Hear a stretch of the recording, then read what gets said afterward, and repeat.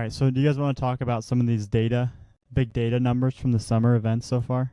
I know I was kind of looking through some of them, and there was some big, interesting stuff. If you guys want to get into that.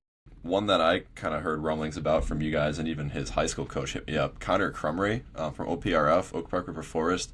He was up to 105 miles an hour for the max EV, and he hit his furthest ball at 418 feet. So I wasn't there for that one, but just like that really stood out to me. So Tyler, I think, was that you? You were watching that one? Yeah, I mean, the guy was just absolutely juicing baseballs. It was out at Triton, and I want to say he put one up on. There's like a kind of like a shell. It looks like it's probably a building that holds restrooms out in like left field, in between the football field and the baseball field. And he put one on the roof over there, and it was like, whoa, like. And it was just easy juice to both gaps too. He probably put out 4 or 5 baseballs during his round of BP, and mind you, these guys get like 10 to 12 swings, so nice little ratio there. But yeah, he's got some stupid juice. And then I believe this was from the Chicagoland Summer ID. Sid Strosberg is from Winchendon School in Massachusetts. I guess he was out in Chicago for an event, is what it looks like. And his vertical was 36.2 inches at that event on our Vald jump mat, which is crazy. We don't have a ton of 36-inch verticals coming to our events, but that was impressive.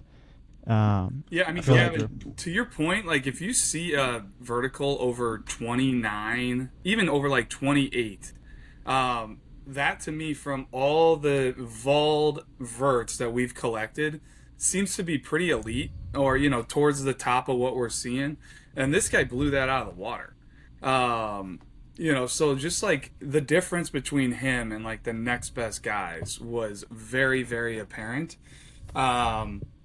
And speaks to athleticism as well. Like that's why we do it. Typically the guys that are jumping the highest have the top 10-yard splits, the top 60s, and we're trying to get as many metrics to judge the athlete as we can. So anytime we see something like that, it's like, all right, we got to key in a little extra hard on this guy. Yep.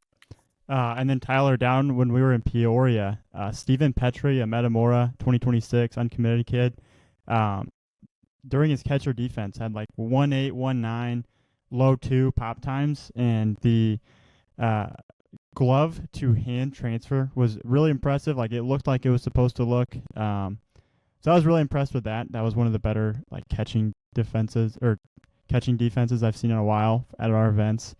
And then down in St. Louis, Dominic Pandolfo, Fort Zumwalt East, had an 80-mile-an-hour catcher velo and a 21.4-mile-an-hour average rotational acceleration. And at that same event, Haverly Cox is an uncommitted homeschooled kid. He's a 2026. And fastball was up to 94 at the event, and he averaged 31.48 spin rate on his curveball.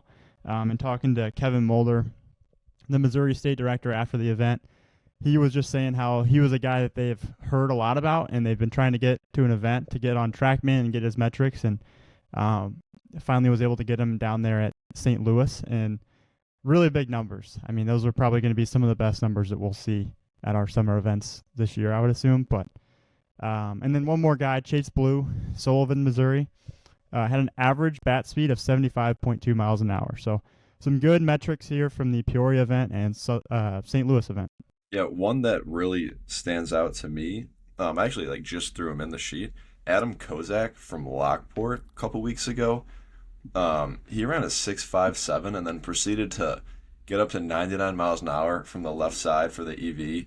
And it was like super, super easy. He was just, he was hitting balls to the gaps, and all of a sudden just flicks one oppo, home run. I was like, and we all kind of looked at each other. We're like, whoa, did he just do that?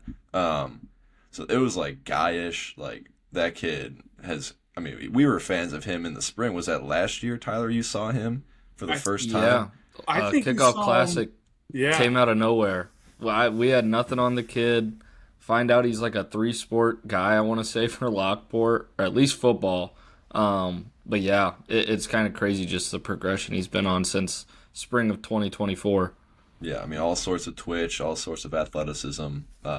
Really big fan of that kid. He's gonna be one that I would hope and think coaches are on this summer. And I think he's an interesting story for me because, we go and we watch these players, and these guys will emerge at games that we didn't know about, have never been to an event. Like, he was one of them. Jumped off the page at us, was leading off, giving us good run times. And, like, sometimes guys don't give great run times, especially if we see them once or twice in the spring. Maybe it's a routine out and they slip out of the box. Like, not always are you going to get a great run time to understand the tool of their run speed. Or, what kind of pop they have in the bat. And to me, we really liked Adam Kozak, but it was kind of hard to tell, like, okay, how high level are his tools? And by coming to an event, by us actually measuring everything that he did, to me, it just, now we're able to get a much fuller picture on him. We know he can play in game. We know we like the way he plays. And then guess what? Now he's checking off a ton of these tools and these boxes where it's like Adam Kozak needs to be followed. Like, he is an elite runner in the class. He's got a well above average bat strength, especially like for his size. Like, he's only going to get bigger and stronger. So by him coming to that event, like, it really now just helped us realize, like, okay, Adam Kozak is a guy who has the tools to play at a high level. Like, he's not just a good scrappy player that's, above average runner. Like, this is a guy I think any level should be on. So, credit to Kozak for getting out to an event early on this summer, and then for obviously showing out and putting up the numbers that he did and putting the performance together that he did. So he's a guy too that, like, profiles anywhere in the outfield. Like, true left center fielder, 6'5", 7" runner, and he's got a little thump in the bat. So I love that call out, Pete. I was gonna get in on, yesterday's event. The West Suburban Summer ID that we ran at Lee Fund Field, Wheaton College over there in Carroll Stream. I was just, in general, like, kind of blown away at the overall depth of talent at that event. I haven't seen that many good hitters at an open summer ID in a long time. And, like, to me, just going through the numbers, like, it kind of speaks for itself. But there were 6 guys who averaged over 90 miles an hour during their BP. So their average exit velo was 90 plus, not their max. We had one guy over 100, Miguel Ibarra Cantu, Glenbard North, left. Also pitched as well, but really, really impressed us with the left-handed bat. 101.3 peak exit velo, 95.9 average, which that led the event by over 3 miles an hour, if I'm looking at it correctly. And then he also juiced a ball 393.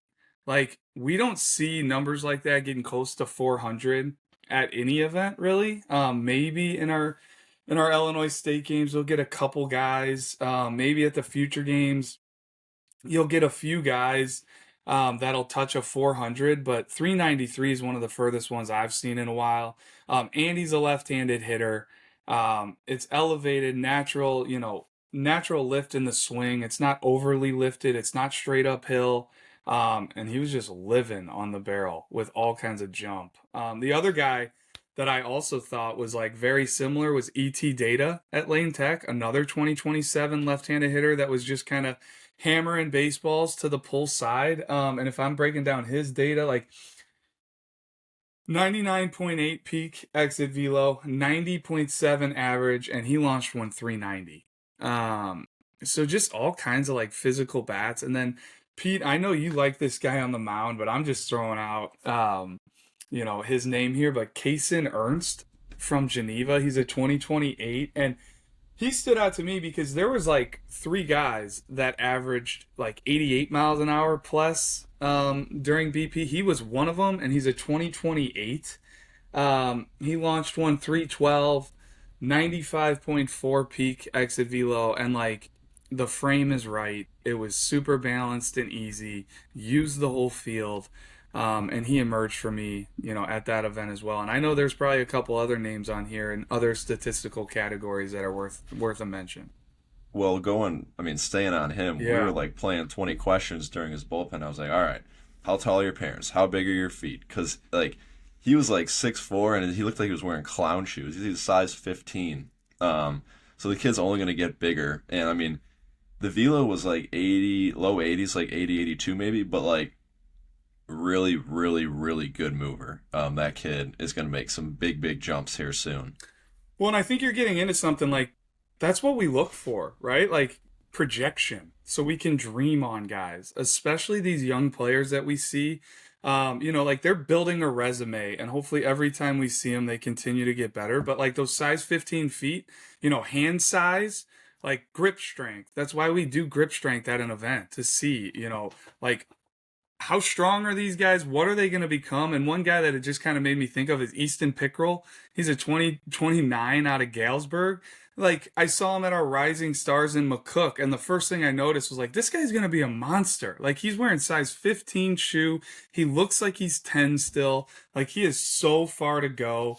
I love that call out there on Kaysen, and we'll definitely be following him because there's all kinds of upside all over the field. Do you guys have anybody else from that event, West Suburban, any other statistical categories that stood out? I could actually throw one in here. Dylan Jones from Lockport, or I'm sorry, Lamont. He's a 2028.